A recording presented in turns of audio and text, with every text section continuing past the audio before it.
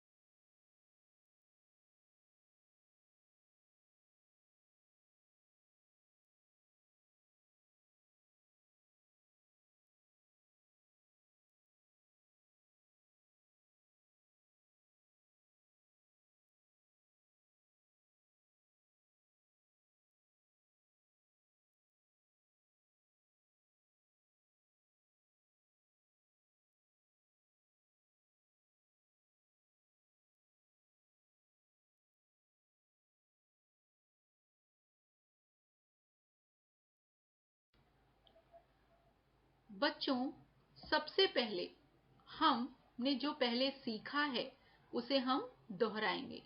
आओ दोहराएं। एक बार हमने जितनी मात्राएं सीखी हैं उन सभी को हम एक बार दोहरा लेते हैं। अ की कोई मात्रा नहीं होती है, यह हम पहले भी जान चुके हैं। दूसरा स्वर है आ।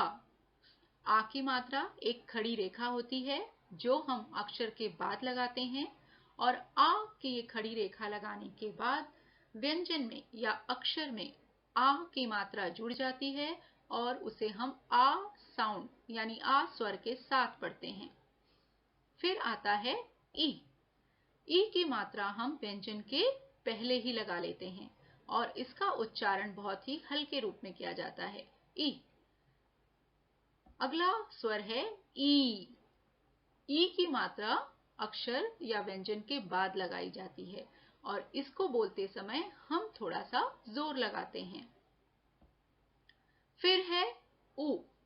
ऊ की मात्रा हम व्यंजन के नीचे उसके पैरों में लगाते हैं और इसका भी उच्चारण हम हल्के रूप में करते हैं, यानी हमें इसे बोलने में कम समय लगता है, ऊ। और फिर उसके बाद है बड़ी ऊ, जिसे हम ऊ इस प्रकार पढ़ते हैं। इसे पढ़ते समय हम थोड़ा सा जोर लगाते हैं, अपने स्वर को खींचते हैं। इसकी मात्रा भी हम व्यंजन के नीचे ही लगाते हैं। ऊ के बाद आती है आपकी री मात्रा। री मात्रा यह भी व्यंजन के नीचे उसके पैरों में लगाई जाती है। यह आपके अंग्रेजी अक्षर सी की तरह दिखती है। जब यह स्वर किसी व्यंजन में जुड़ जाता है तो री स्वर के साथ हो जाता है।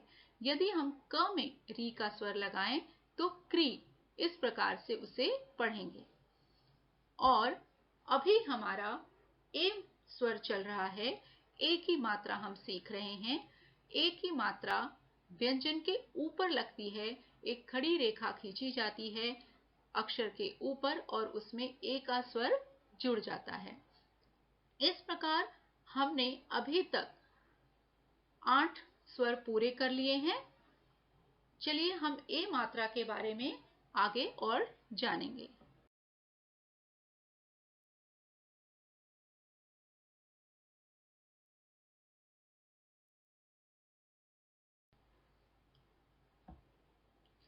ए मात्रा के शब्द आपने ये पहले पुस्तक में, पहले की पीपीटी में भी पढ़ लिया है और आपको मैंने घर पर भी इसे एक बार पढ़ने के लिए कहा था। आज हम इसे फिर एक बार दोहरा लेते हैं, ठीक है। ए मात्रा के शब्द कौन कौन से हैं? मैंने आपको पहले भी कहा था कि ए अक्षर और मात्रा दोनों में हमें बोलते समय ध्यान रखना है, जिससे हम लिखते समय गलतियां नहीं करें।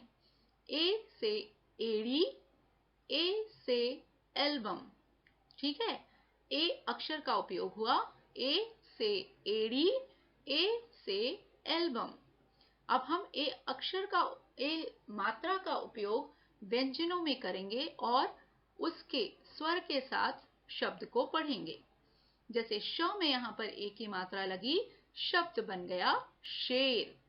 फिर क में ए की मात्रा लगी और ल में आ की मात्रा लगी है, शब्द बन गया केला। इसी प्रकार यहाँ पर और शब्द हैं, पढ़िए और समझिए। ये शब्द हम पहले भी पढ़ चुके हैं, चलिए एक बार इसे दोहरा लेते हैं। पेड़, केश, तेल, बेल, रेत, देश, खेल, मेला, ठेला, रेखा, चेहरा, सवेरा, करेला, नेवला, भेड़िया, मेहनत। ठीक है बच्चों, तो इस प्रकार हम जब शब्दों में ए की मात्रा उपयोग करते हैं या किसी अक्षर में ए की मात्रा का उपयोग करते हैं तो उसमें ए का स्वर जुड़ जाता है। हमें इन शब्दों को सही तरीके से पढ़ना है, इनको सही तरह से बोलना है, तो हम मात्रा लगाने में कभी भी गलतियां नहीं करेंगे। चलिए आगे बढ़ते हैं।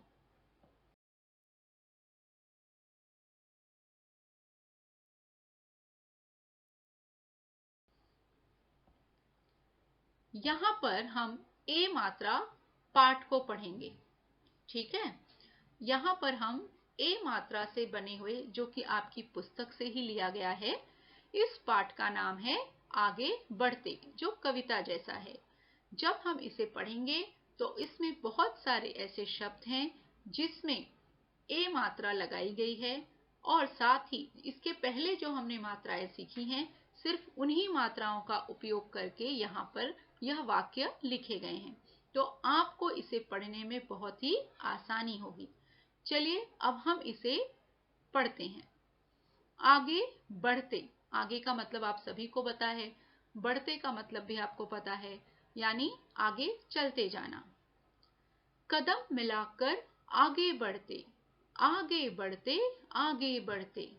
कदम मिलाकर, बच्चों कदम का मतलब होता है जो हम पैरों से चलते हैं, स्टेप्स रखते हैं, उसको हम कदम कहते हैं।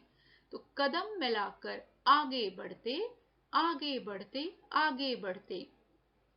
नाच नाच के, गाते गाते, रस बरसाते, प्यार लुटाते।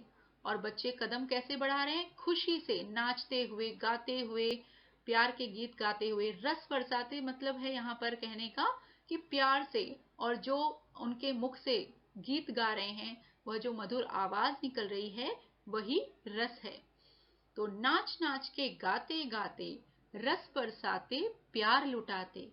हर कठिनाई से हम भिड़ते, कदम मिलाकर आगे बढ़ते। हर कठिनाई से, कठिनाई का अर्थ है बच्चों मुश्किल, जो बहुत ही कठिन समय होता है या मुश्किल हमारे रास्ते में जो मुश्किलें आती हैं, परेशानियां आती हैं, उससे हम लड़ते हुए, भिड़ते का अर्थ है लड़ना। उसे हराते हुए, उससे लड़ते हुए हम कदम मिलाकर आगे बढ़ रहे हैं। जो भी सीखा पढ़ते पढ़ते, जो भी ठाना वह हम करते। हमने पढ़ते पढ़ते बहुत कुछ सीख लिया है, और जो भी ठाना, ठाना मतलब तय कर लेना, एकदम कोई भी चीज को पूरी तरह से उस पर विचार कर लेना, उसे उसके ऊपर फैसला कर लेना, उसे तय कर लेना। तो जो हम ठानते हैं उसे हम पूरा करते हैं, यही यहाँ पर कहा गया है। जो भी ठाना वह हम करते, आगे बढ़ते आगे बढ़ते, कदम मिलाकर आगे बढ़ते। बहुत ही प्यारी कविता है बच्चों, बहुत ही प्यारा है, जिससे हमें बहुत कुछ सीखने को भी मिलता है, और ये हमारे लिए एक प्रेरणादायक कविता है। एक बार फिर से हम इसे रीड करते हैं। आपको अब इसका अर्थ समझ में आ गया है, तो इसका वाचन करना और आसान हो जाएगा। कदम मिलाकर आगे बढ़ते, आगे बढ़ते आगे बढ़ते, नाच नाच के गाते गाते, रस बरसाते प्यार लुटाते, हर कठिनाई से हम भिड़ते, कदम मिलाकर आगे बढ़ते। जो भी सीखा पढ़ते पढ़ते, जो भी ठाना वह हम करते, आगे बढ़ते कदम मिलाकर आगे बढ़ते। बच्चों, आपको यह कविता घर पर भी पढ़नी है, और इसे आप जितनी बार पढ़ना चाहें पढ़ सकते हैं। यह कविता आसानी से याद भी हो जाती है। तो आपको यह कविता रीड करेंगे ताकि आप भी शब्दों को अच्छी तरह से पढ़ सकें, और ऐसे पैराग्राफ जो हिंदी में अब आप पढ़ेंगे तो आपको भाषा के लिए एक आत्मविश्वास आएगा, यानी आप कॉन्फिडेंस हो जाएंगे कि आपको हिंदी अच्छी तरह से पढ़नी आ गई है। चलिए आगे बढ़ते हैं। अब हम यहाँ पर लेखन कार्य करेंगे। आज आपका क्या लेखन कार्य है, देखते हैं। आपको आज लेखन कार्य में समान तुक वाले शब्द लिखने हैं। तो आप आज की तारीख लिख लेंगे। रेड मार्जिन के नीचे जो पहली लाइन है उसमें समान तुक वाले शब्द, यह टॉपिक लिख लेंगे, ये शीर्षक लिख लेंगे। उसके बाद आपको यहाँ पर 10 समान तुक शब्द दिए गए हैं। इन 10 समान तुक शब्दों को आपको अपनी नोटबुक में लिख लेना है। चलिए देखते हैं ये कौन कौन से शब्द हैं। पहला समान तुक शब्द केला, मेला। दूसरा है केश, देश। तीसरा है पेड़, भेड़। चौथा है खेल, रेल। पांचवा शब्द है शेर, बेर। छठा शब्द है रेखा, देखा। सातवां शब्द है रेत, खेत। आठवां शब्द है आगे, भागे। नौवां शब्द है बढ़ते, पढ़ते। और 10वां शब्द है सहेली, पहेली। इस प्रकार यह कुल 10 समान तुक शब्द हैं जिन्हें आपको अपनी नोटबुक में लिखना है। यहाँ पर कुछ ऐसे शब्द हैं जिसका सभी शब्द ऐसे हैं जिनका मैंने अर्थ आपको बता दिया, लेकिन कुछ शब्द हैं जैसे कि पहेली। पहेली का मतलब होता है बच्चों रिडल, यानी जो हम किसी वस्तु, किसी प्राणी के बारे में वाक्य में उसकी पहचान बताकर पूछते हैं, उसे हम रिडल कहते हैं अंग्रेजी में, और हिंदी में उसे पहेली कहा जाता है। तो ये सभी 10 शब्द आप अपनी नोटबुक में लिख लेंगे अच्छे से हैंडराइटिंग में। आपका समान तुक लेखन कार्य पूरा करने के बाद आप यहाँ पर यह दूसरा लेखन कार्य करेंगे, और यह लेखन कार्य है वाक्य बनाओ। आपको यहाँ पर यह 2 शब्द दिए हैं जो ए मात्रा के शब्द हैं, इससे आप वाक्य बनाएंगे। तो बच्चों इस प्रकार देखिए, अब हम धीरे धीरे, पहले हम शब्द सीखते थे, अब तो हम शब्दों को मिलाकर वाक्य भी बना लेंगे। तो आपकी हिंदी और बेहतर बेहतर और बेहतर होती जा रही है। चलिए पहला शब्द देखते हैं, तेल। जिसके लिए मैंने वाक्य बनाया, राम सिर पर तेल लगा।